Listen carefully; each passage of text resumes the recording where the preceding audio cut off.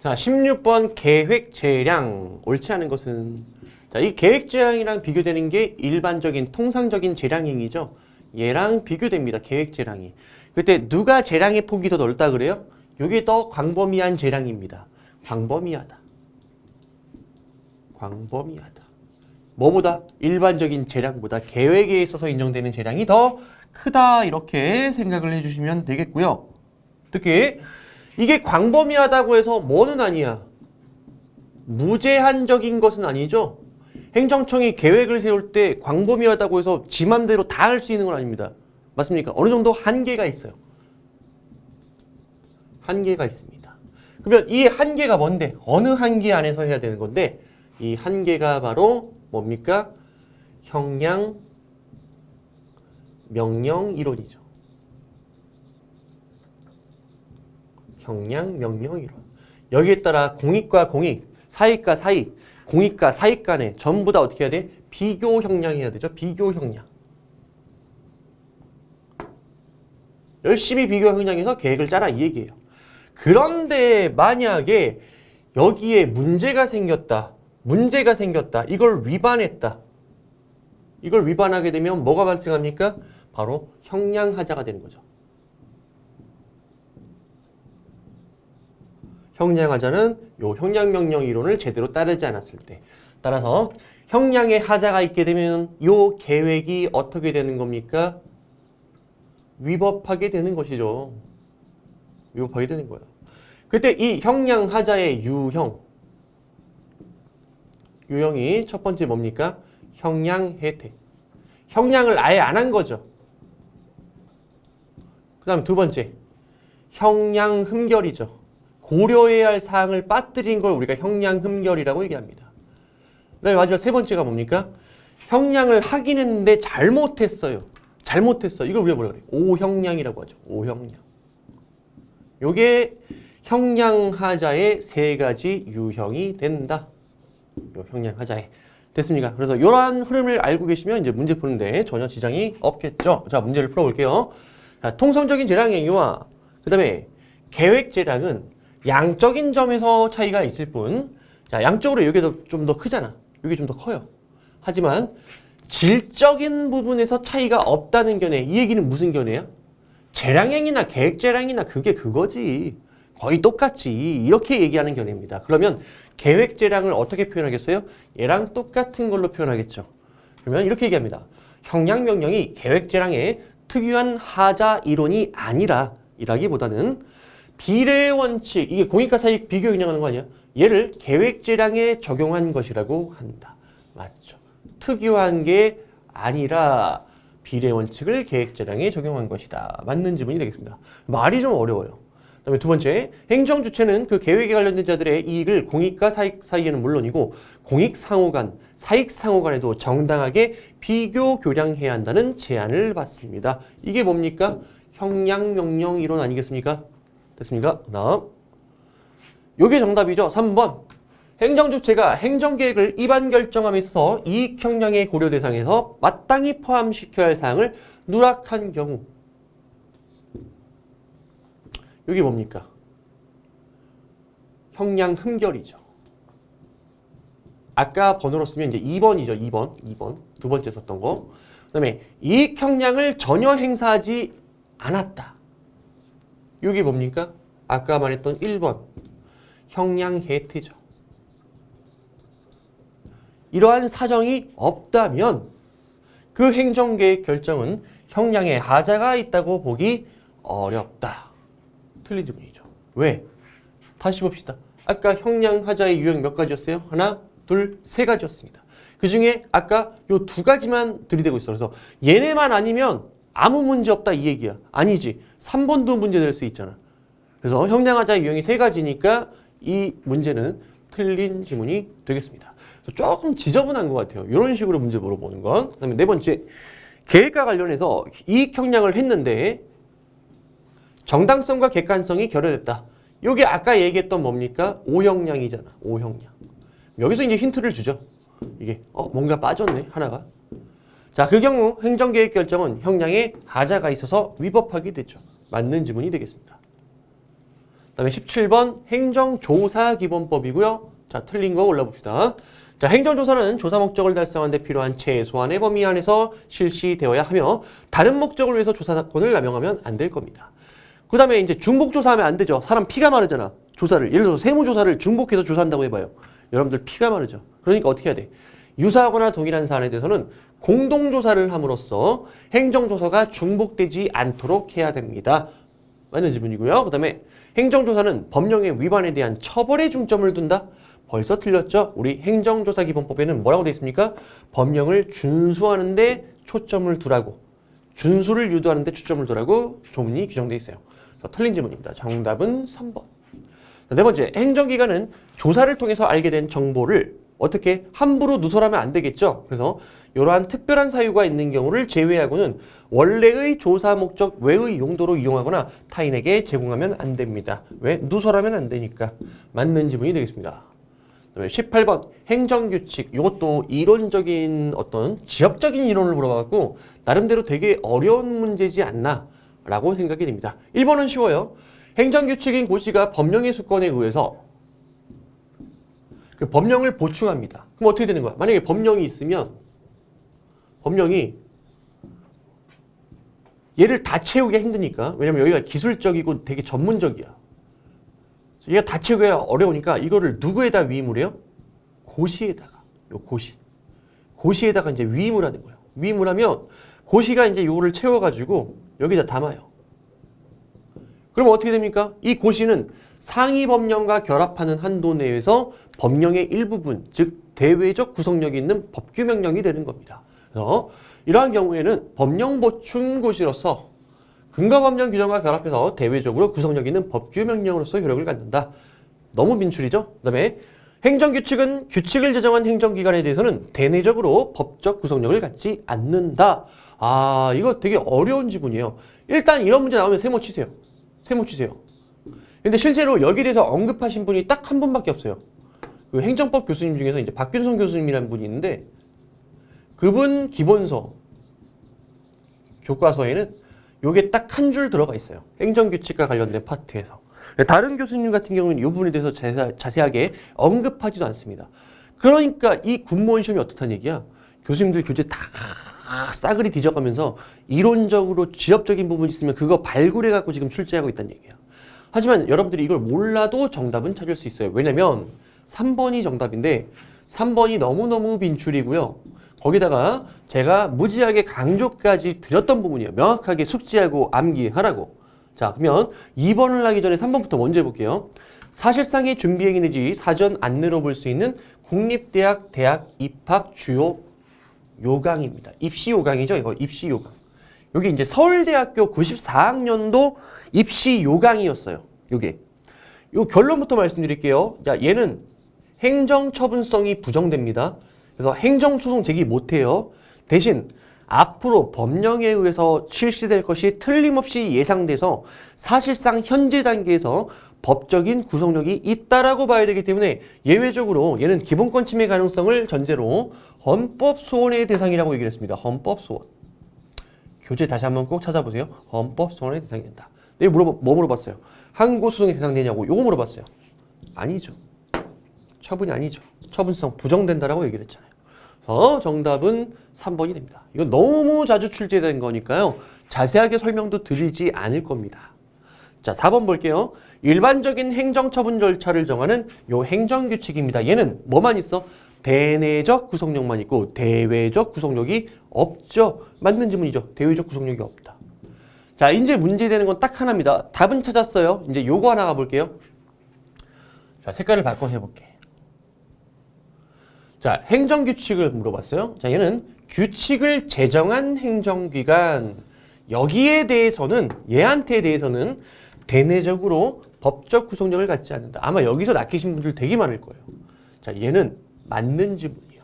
결론적으로. 자, 우리 행정규칙 한번 정리해 볼게요. 요거 지우고 해보자.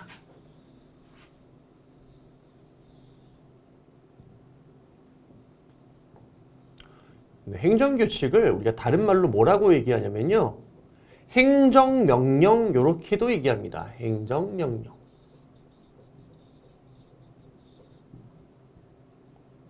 자, 이게 뭐냐면, 자, 상급기관이 있어요.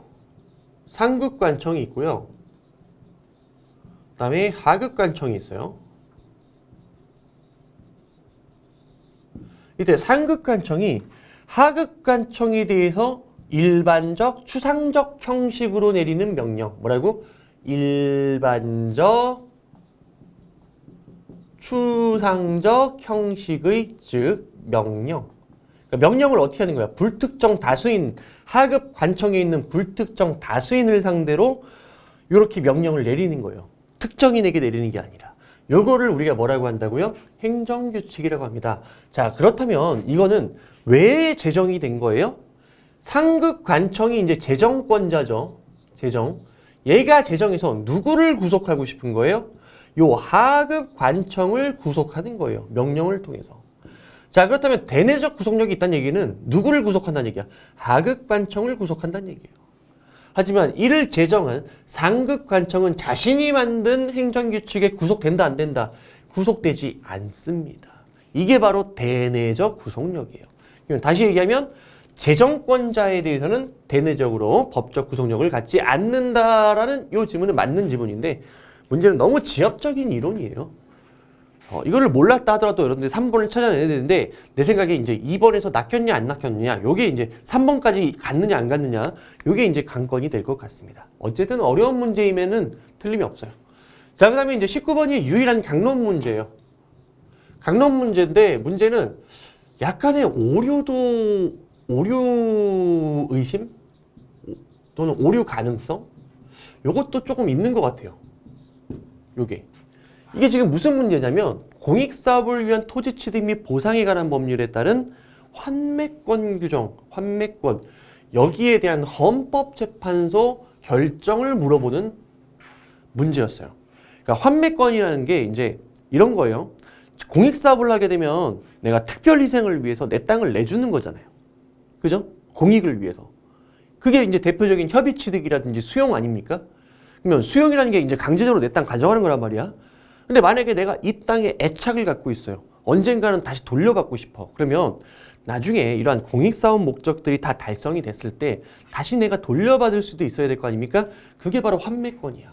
줬다가 대신 내가 줄게. 공익을 위해서. 대신 나중에 있잖아. 일정한 이 요건을 갖추면 나한테 다시 되팔아줘. 이게 환매권이에요. 근데 문제는 우리 공익사업을 위한 토지 취득 및 보상에 관한 법률에서 환매권 행사에 대한 행사기간 제한을 두고 있어요. 행사기간 제한을 두고 있고요. 이 제한기간이 10년인데요. 일률적으로 이렇게 10년을 규정한 요 공익사업을 위한 토지 취득 및 보상에 관한 법률이 헌법에 위반된다고 헌법 불합치 결정이 나왔어요. 그러면서 요 해당 조문을 잠정적으로 적용을 지금 중지를 명했습니다. 적용 중지. 적용하지 말란 얘기죠. 어디서도. 자, 요렇게 얘기를 했습니다. 자, 요걸 바탕으로 문제를 물어봤는데 이거는 사실상 헌법 문제예요. 이게 왜 더 헌법 문제냐면 특히 정답 지문을 보면 이게 헌법 문제라는 걸 알 수 있어요. 왜냐면 자, 우리 헌법재판소에서 이 법률이 헌법에 위반되는지를 판단하는 기준이 있을 거 아니야. 그 기준이 뭡니까? 과잉금지 원칙이죠. 과잉금지 원칙. 그래서 이 과잉금지 원칙의 기준에 부합하지 않으면 헌법에 위반된다 이렇게 얘기를 합니다. 자, 그럼 이제 과잉금지 원칙 기준이 이제 두 번째부터 써볼게. 자, 두 번째가 뭐냐면 수단의 적절성.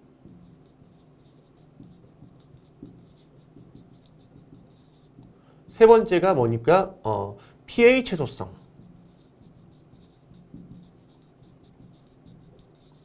자, 네 번째가 법익 균형성이에요.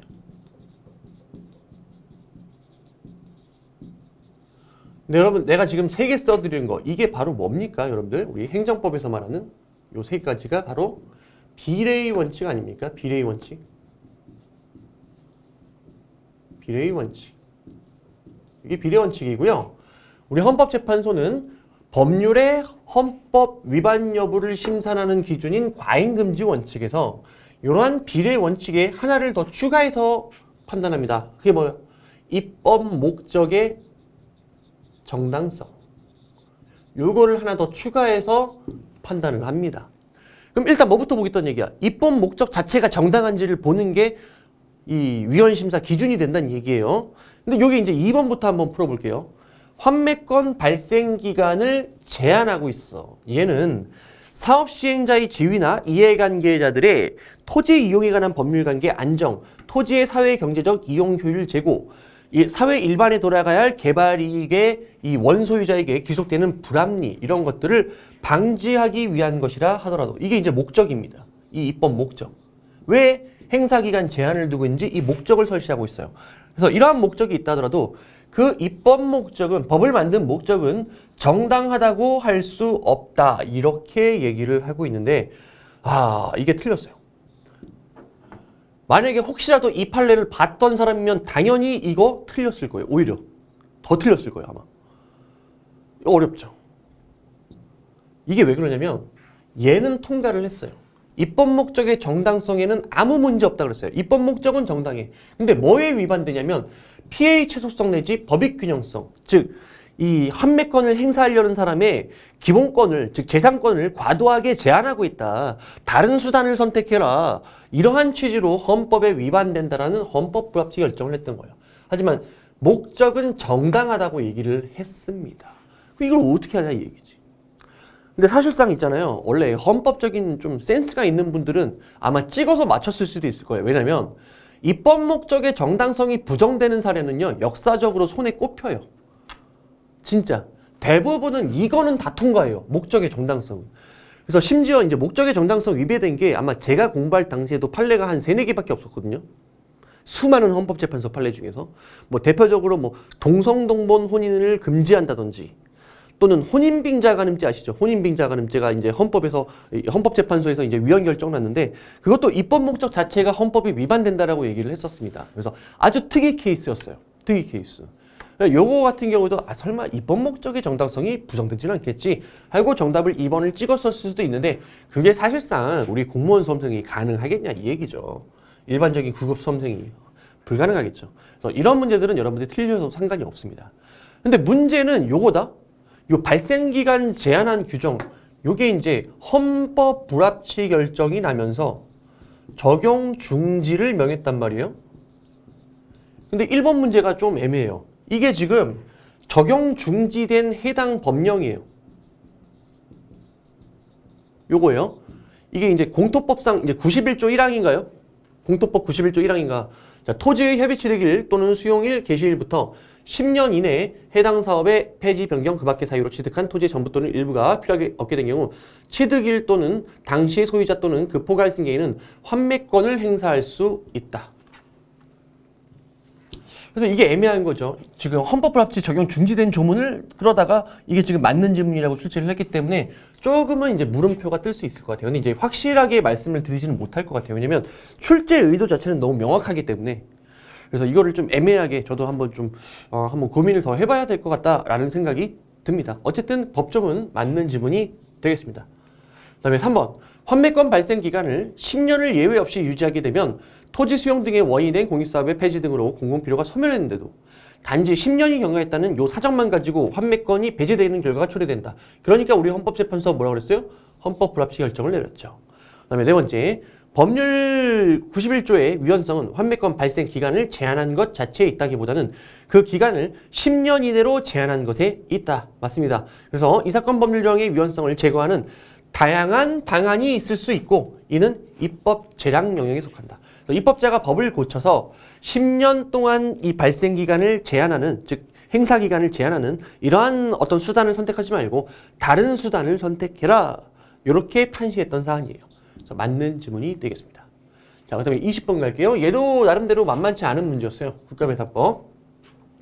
자, 국가나 지방자치단체는 공무를 위탁받은 사이입니다. 얘가 뭐를 냈대? 직무를 집행하다가 고의 또는 과실로 법령을 위반하는, 즉 불법행위를 저질렀대요. 그때 누가 손해를 배상하라고? 국가배상법에 따라 국가나 지자체가 손해를 배상해라 이 얘기인데, 자, 원래 공무원이 잘못해야 국가나 지자체가 배상 책임을 지잖아요. 근데 우리 판례 요 공무수탁 사인도 뭐에 해당된다? 국배법상의 뭐에 해당된다? 공무원에 해당한다. 이게 우리 판례의 태도죠. 요걸 기억했다면 당연히 맞는 지문이죠. 그래서 얘도 공무원에 속한다. 자, 그 다음에 도로, 하천, 그 밖의 공공의 영조물의 설치, 관리에 하자가 있기 때문에 타인에게 손해를 발생했을 때는 국가나 지자체가 그 손해를 배상하여야 한다. 이게 몇 조입니까? 우리 국가배상법조 5조죠. 5조 책임을 얘기하고 있어요. 근데 이 경우에도 만약에 군인이나 군무원이 피해자이라면 이때도 이중배상 금지해야 하는 규정이 그대로 적용되느냐 이걸 물어봤는데 요거 그대로 적용이 됩니다. 이때도 마찬가지야. 2조 책임이든 5조 책임이든 우리 공무원이 피해자, 이 군인이나 군무원 등이 피해자다. 그때는 다른 법률상의 보상을 받을 수 있다. 그러면 배상을 청구하지 못합니다. 이중배상 금지 규정이 그대로 적용이 됩니다. 그래서 얘는 틀린 지문이에요. 이것도 생소한 지문이죠. 난이도를 3개 쳐놨잖아. 너무 어려운 문제예요. 사실상. 그다음에 세 번째, 직무를 집행하는 공무원에게 고의 또는 중대한 과실이 있다. 이거 괘씸한 공무원이죠. 이때는 어떻게 할 수 있다? 국가나 지자체가 배상해놓고 요놈한테 뭐 할 수 있다? 구상권을 행사할 수 있다. 됐습니까? 다만 이제 과실이 경과실에 불과할 때는 공무원 개인은 책임을 지지 않기 때문에 구상권을 행사할 수 없겠죠. 자, 그 다음에 군인 군무원이 전투훈련 등 직무 집행과 관련해서 전사순직하거나 공상을 입은 경우에 본인이나 그 유족이 다른 법령에 따라 재보상금, 유족연금, 상위연금 등의 보상을 지급받을 수 있다. 이게 이중배상 금지 규정 얘기하는 거죠. 우리 국가배상법 2조 1항 단서에 규정되어 있는. 보상 한번 받았으니까, 받을 수 있으니까 뭐 청구하지 마라. 배상, 요거는 청구할 수 없다라는 게 바로 이중배상 금지 규정입니다. 그래서 맞는 지문이 되겠습니다. 정답 지문이 조금 어려웠다. 그다음에 21번 공공기관의 정보공개에 관한 법률에 대한 설명으로 자, 또 틀린 거 찾아봅시다. 자, 정보공개 원칙에 따라 공공기관이 보유관리하는 정보는 국민의 알 권리 보장을 위해서 이 법이 정한 바에 따라 어떻게 적극적으로 공개할 의무가 있죠. 맞는 지문입니다. 그다음에 정보공개 청구권자는 원칙적으로 모든 국민입니다. 그리고 법률상 이해관계 이런 거 따져 안 따져요? 안 따지죠. 그러니까 대한민국 국적만 갖고 있으면요. 이해관계 없는 그 해당 정보에 이해관계가 없는 시민단체 또한 뭐 할 수 있습니까? 정보공개를 청구할 수 있죠. 다만 외국인은 무조건 정보공개를 청구할 수 없는 게 아니라 일부 요건에 해당되면 그 요건에 해당하는 외국인도 정보공개를 청구할 수 있었죠. 그다음에 세 번째, 공공기관의 정보공개 담당자입니다. 얘는 정보공개 업무를 성실하게 수행해야 되겠죠. 당연한 소리 하고 있어요. 그다음에 공개 여부의 자의적인 결정이라든지 고의적인 처리 지연 또는 위협한 공개 거부 및 회피 등 부당한 행위는 당연히 하면 안 되는 거 아니야? 이건 고민할 필요가 없습니다. 마지막 네 번째, 정답 지문이죠. 자, 공공기관은 예산의 집행 내용과 사업평가 결과 등 행정 감시를 위해서 필요한 정보입니다. 이 정보는 우리가 궁극적으로 정보 공개를 청구한다면 사실 이게 가장 큰 목적 아닙니까? 나의 법률상 이해관계, 즉 내가 권리를 침해당했냐 안 당했냐 이게 중요한 게 아니죠. 정보 공개 청구권은 뭡니까? 행정이 제대로 운영되고 있는지를 감시하기 위해서 니들이 갖고 있는 정보 우리한테 내놔라. 이게 정보 공개 청구권이에요. 따라서 이러한 것들은 공개의 구체적 범위, 주기 시기 방법 등을 미리 정한 다음에 정보통신망을 통해서 알릴 필요가 있습니까? 없습니까? 당연히 있는 거죠. 알려야죠. 그리고 또한 이를 어떻게 돼? 정기적으로 공개를 해줘야 됩니다. 이게 이제 정보공개 의무의 어떤 발생 시기에 대한 예외가 될 겁니다. 왜냐하면 정보공개 의무는 원래 청구권자가 청구했을 때 발생하는데 이러한 중요한 정보 같은 경우에는 어떻게 미리 이러한 것들을 알리고 정기적으로 알아서 공개까지 해야 된다는 거예요. 자, 기억해 주시고요. 그다음에 22번. 자, 요것도 너무 쉬운 문제였어요. 자, 실효성 확보수 난 틀린 거. 자, 계고서라는 한 장의 문서에다가 두 가지를 하죠. 뭐를 내? 자진 철거 명령. 동시에 모두의 계고. 그래서 어떻게 하는 거야, 지금? 한 장의 계고서라는 문서에다가 여기다 뭐를 냈다고? 자진 철거. 동시에 계고도 해요. 원래 자진 철거해놓고 이거 위반하면 개통실비 들어가는 거잖아요. 근데 한 장에다 이거를 두 개를 동시에 했다 이 얘기죠. 이렇게. 자, 그때 우리 판례가 뭐라고 합니까? 상관없다. 종이만 한 장이지. 어쨌든 얘도 있고 얘도 있는 거잖아. 독립적으로 요건을 다 갖춘 것들이기 때문에 위협하지 않다. 상관없다. 이렇게 얘기했습니다. 그래서 뭐라고요? 각각의 처분은 독립해서 있는 것으로서 각 그 요건이 충족되었다고 볼 것이다. 맞는 지문이죠. 그리고 참고로 자진철거를 명하면서 상당한 기간을 부여해요. 근데 개고를 할 때 여기에 대해서 상당한 기간을 부여하지 않았습니다. 그래도 적법하다고 얘기합니다. 왜? 여기에 이마이마한 기간을 포함시켰으면 여기에서는 개고에 필요한 기간도 포함된다. 이렇게 얘기했어요. 여기에 기간이 충분하면 이 기간 여기다 떼갖고 쓸 수 있잖아. 자, 그 다음에 두 번째, 이행강제금은 행정상 간접적인 이 강제집행수단의 하나로서, 맞죠? 강제집행이면서 간접적인 수단이요. 심리적 압박을 통해서 의무로 이행을 강제시키는 것이죠. 자, 얘는 과거의 일정한 법률 위반에 대한 제재인 형벌이 아니죠. 즉, 과거에 대한 처벌이 아니라 장래 의무 이행 확보를 위한 강제수단입니다. 따라서 범죄에 대해서 국가나 형벌권을 실행하는 과벌에 해당하지 않죠. 맞는 지문이 되겠습니다. 따라서 이행강제금을 반복적으로 부과한다 하더라도 이중처벌금지 원칙에 위반되지 않죠. 왜? 얘는 처벌이 아니기 때문에 이행강제금이 반복돼도 처벌이 반복된 게 아니거든요. 그 다음에 3번 얘가 정답이네요. 자, 세무조사 결정입니다. 네, 맨날 수업 시간마다 말씀드리는 거 있죠. 세무조사 결정. 이게 권력조사예요. 권력조사. 내지 강제조사죠. 자, 강제조사 내지 권력조사는 권력적 사실행위 내지 하명에 해당되기 때문에 얘는 행정처분이에요. 여기서 취소소송 같은 거 제기할 수 있어 없어? 있습니다. 근데 뭐라고 되어 있습니까? 항고소송의 대상이 될 수 없다. 이렇게 됐으니까 틀린 거죠. 정답은 3번. 자, 토지 건물 등의 인도 의무. 자, 점유 이전을 수반하는 거. 이거는 비대체적 자기 의무죠. 따라서 대집행의 대상이 될 수 있어 없어? 없죠. 맞는 지문이 되겠습니다. 그래서 22번은 무난한 문제였습니다. 엄청. 그 다음에 23번 개인적 공권에 대한 설명으로 틀린 거.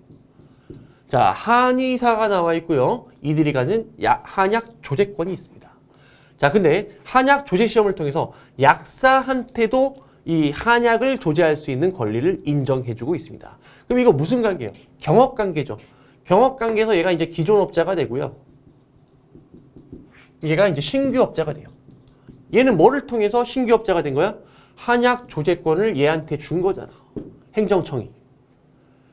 그러면 무슨 문제가 생겨요? 기존업자들의 영업상 이익이 침해당합니다. 그때 기존업자가 침해당한 영업상 이익이 법률상 이익이었다면 요 처분에 대해서 취소를 구할 원고적 적이 있겠지만 얘가 누리는 이익이 반사적 이익이라면 여기에 대한 취소를 구할 소의 이 법률상 이익이 없겠죠. 원고적 적이 부정이 되겠죠. 근데 한의사 면허는 뭐야? 허가업자죠. 허가업자. 허가를 통해서 누리는 이익은 반사적 이익이에요. 됐습니까? 오케이. 그래서 한의사들의 영업상 이익은 법률에 의해서 보호되는 이익이라 볼 수 없다. 반사적 이익이다. 따라서 취소를 구할 법률상 이익 내지 원고적 적이 없다. 이렇게 가시면 되겠어요. 그 다음에 2번은 제가 최신 판례 할 때도 말씀을 드렸는데요. 자, 합병 나왔다. 합병. 합병 나오면 이렇게 생각하세요. 합병은 좋아서 붙은 거지. 좋아서 붙은 거야. 좋아서 붙게 되면 합병 후 존속하는 회사에 합병 전에 회사에 있는 모든 권리 의무가 승계가 됩니다. 다 승계가 돼요. 합병하고 나면. 마지막에 승계될 수 있다. 뭔지 볼 필요가 없어요. 맞는지. 쉽죠? 이렇게 하시면 돼요. 요거랑 비교해드리는 게 뭐야? 분할. 회사 분할. 분할은 쪼개진 거잖아. 싫어서 쪼개졌죠? 그때는 이제 서술어가 뭐가 나오겠어요? 승계될 수 없다. 뭐가 승계될 수 없다. 이런 식으로 나오겠죠. 됐습니까? 이런 식으로 쉽게 답을 골라낼 수 있습니다. 그 다음에 세 번째. 자, 당사자 사이에 석탄산업법 시행령 41조 사항 5호 소정에 재해의료금에 대한 지급 청구에 관한 부재소 합의가 있었습니다. 자, 이게 뭐예요? 소권, 포기, 약정이죠. 근데 문제는 소권은 포기하는 게 가능해, 불가능해? 소권 포기가 불가능하잖아요. 불가능해. 따라서 이러한 부재소 합의 내지 소권 포기 약정은 뭐로 보셔야 돼요? 무효죠. 무효. 네, 효력이 인정된다라고 했으니까 틀린 지문이죠. 정답은 3번. 자, 그 다음에 석유 판매 여포가 과거에도 출제됐습니다. 소위 대물적 허가라고 출제가 됐어요. 자, 대물적 허가의 특징이 뭡니까? 이전성이 있죠. 이전성. 그래서 마지막에 양도인의 귀책 사유는 양수인에게 효력이 미친다. 맞는 지문이에요. 그래서 제재 사유도 승계되기 때문에 양도인이 법을 위반하면요. 그걸 이유로 양도인한테 영업 취소 등 제재 처분을 내릴 수가 있다는 얘기예요. 이전성이 인정이 된다. 맞는 지문이죠. 빈출. 자, 24번 행정행위 부관. 이것도 비교적 되게 쉬운 지문이에요. 자, 재량행위입니다. 여기 부관 붙일 수 있죠? 관계법령에 명시적인 금지 규정이 없는 한 행정 목적을 달성해서 조건, 기한, 부담 등의 부관을 붙일 수 있고. 맞네. 자, 그 다음에 그 부관은 이제 법만 어기면 안 되죠. 법만 어기지 않으면 되는 거죠. 그 부관의 내용이 이행 가능하고 비례 원칙 및 평등 원칙에 적합하며 행정처분의 본질적 효력을 저해하지 아니하는 이상 위협하다고 할 수 없다. 맞는 지문이죠. 정답은 2번입니다. 자, 부담은 행정청이 처분을 하면서 일방적으로 부과하는 것도 가능하죠. 왜냐하면 부담은 뭡니까? 행정처분이니까 일방적으로 부과할 수도 있어요. 하지만 우리 판례에 따르면 일방적으로 부과할 수도 있지만 어떻게 할 수 있어? 매너 있게 협약의 형식으로 미리 정한 다음 처분을 하면서 부과할 수도 있다. 이렇게 얘기를 했습니다. 그래서 뭐라고 돼 있어요? 상대방과 협의해서 협약의 형식으로 미리 정한 다음 처분을 하면서 이를 부과하는 경우 부담으로 볼 수 없다. 틀렸죠. 요것도 가능한 거예요. 가능하다. 협약의 형식으로 부과할 수도 있다. 자, 그 다음에 부관의 사후 변경과 관련된 판례 문제를 물어봤습니다. 자, 우리 행정기본법에도 부관의 사후 변경에 관한 요건을 규정하고 있죠. 근데 그 요건을 규정하고 있는 행정기본법은 기존에 있던 판례를 뭔가 정리한 것이다. 이렇게 보시면 돼요. 그럼 여러분들은 수험적으로 두 가지를 다 알고 계셔야 됩니다. 자, 두 가지를 다 책정해 볼게요. 자, 일단 부관의 사후 변경. 부관의 사후 변경은 일단 기존에 우리 판례에서 인정됐던 이론이에요. 판례. 자, 부관을 붙여놓고 나중에 이제 바꾸는 거죠. 일정한 사유가 있을 때. 그때 우리 판례가 뭐라고 얘기를 했습니까? 언제 부관의 사후 변경이 가능하다? 법률이 변경을 허용하고 있는 경우. 그 다음에 미리 변경을 유보한 경우. 그 다음에 세 번째, 상대방이 동의한 경우. 마지막이 네 번째, 뭡니까? 사정 변경. 당초 부담을 부과한 목적을 달성할 수 없을 때 필요한 한도 내에서 최소한 범위 내에서 부관을 변경할 수 있다. 이렇게 얘기를 했었어요. 그래서 얘가 이제 두 문자를 제가 아이고 이걸 왜 지웠지? 자, 두 문자를 따드리면 제가 이걸 지워버렸네요. 죄송합니다. 사후 변경. NG다, NG. 그죠? 사후 변경. 그래서 다시 쓰면 법, 유보, 상대방의 동의, 마지막이 사정 변경이에요. 법, 동사. 됐습니까? 자, 이때 요게 행정기본법에도 명문화 됐다고 얘기했잖아요. 어디? 행정기본법. 행정기본법. 이렇게 줄여서 쓸게요. 행정기본법. 여기 이제 어떻게 규정되어 있냐면요. 일단 똑같아요. 법률이 허용하고 있는 거, 변경을. 그 다음에 상대방이 동의한 경우. 마지막 사정 변경이 생긴 경우. 요렇게 얘기를 하고 있어요. 그래서 법동사. 원래 판례는 법, 동사. 그 중에 요거를 우리가 법에서 명문화 시킨 거예요. 법동사. 자, 근데 내가 뭐라고 그랬냐면 행정기본법이라는 게 판례를 바꾼 게 아니라 기존에 있는 판례를 확인한 거라고 얘기했죠. 여전히 어때요? 판례도 맞고 행정기본법도 맞는 거예요. 둘 다 맞는 거예요. 그래서 지금 판례를 물어봤으니까 판례대로 답을 하시면 돼요. 자, 부관의 사후 변경은 법률에 명문의 규정이 있거나 그 변경이 미리 유보된 경우 또는 상대방이 동의한 경우 법동사 이때 한해서 허용되는 것이 원칙이지만 자, 사정 변경이 생겨서 당초에 부담을 부과한 목적을 달성할 수 없는 경우에도 그 목적 달성에 필요한 범위 내에서 예외적으로 허용이 된다. 맞는 지문이죠. 그다음 네 번째, 건축 허가를 하면서 일정 토지를 기부 체납 파트너로 하는 내용의 허가 조건을 부관을 붙일 수 없는 기속행위 내지 기속적 재량행위인 건축 허가에 붙인 부담이거나 법령상 아무런 근거 없는 부관이어서 무효이다. 말이 너무 길고 짜증나. 근데 포인트는 뭡니까 이거? 건축 허가가 뭐야? 기속행위잖아. 기속행위인데 이런 식으로 뭐를 붙인 거야? 부관을 붙인 거예요. 부관. 그럼 얘는 뭡니까? 이 부관은 무효죠. 무효. 그래서 뭐라고 되어 있습니까? 무효다. 맞는 지문. 이렇게 키워드 위주로 여러분들이 찾아가셔야 된다는 거예요. 자, 이제 마지막 문제입니다. 행정소송법상 입법부작에 대한 설명으로 자, 틀린 거 한번 찾아봅시다. 행정권의 시행명령 제정 의무, 즉 행정입법 의무죠. 행정입법 의무. 이거는 뭡니까? 헌법적 의무이다. 이거는 우리 지난해 군무원 시험에도 똑같이 출제가 됐죠. 그래서 맞는 지문입니다.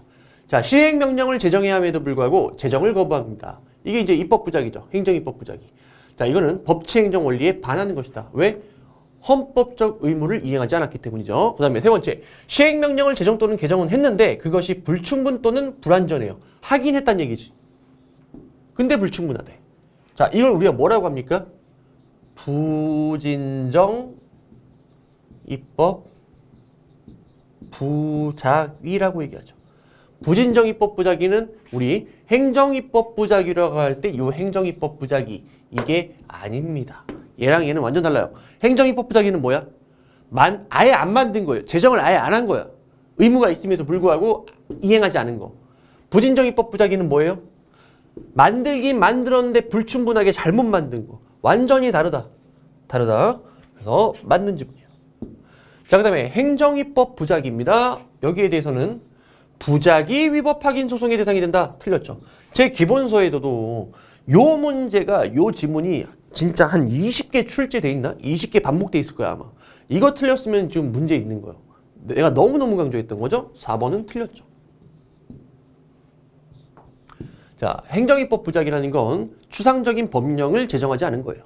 자, 이때 우리 판례가 뭐라고 하냐면 부작위 위법 확인 소송의 대상이 되는 것은 구체적인 자기 의무 불이행이어야 하며 추상적인 법령의 제정 여부는 부작위 위법 확인 소송의 대상이 되지 않는다라고 얘기를 했습니다. 그래서 행정입법 부작위에 대해서는 뭐를 제기해야 돼요? 행정입법 부작위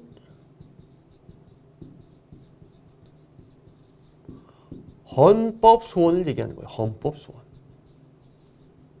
왜? 부작위 위법 확인 소송이라는 항고 소송, 행정 소송을 제기할 수 없기 때문에 최후의 권리 구제 기관인 헌법재판소에 헌법 소원을 제기를 하는 거라는 거예요. 그래서 요거는 너무 빈출이니까요, 여러분들 반드시 혹시 틀렸으면 조금 반성을 해보시고 내년에 이런 거 절대 안 틀리겠다 이런 목표를 가지고 여러분들이 시험을 치러줬으면 좋겠습니다. 자, 여기까지 해갖고 우리가 25문제 총 마쳤고요. 여러분들 정말 시험 보고 오시느라 정말 고생하셨고요. 요번 기출 해설을 바탕으로 여러분들이 내년 시험 어떻게 준비할 것인지를 좀 명확하게 계획을 짜셨으면 좋겠습니다. 여러분들 수고하셨습니다.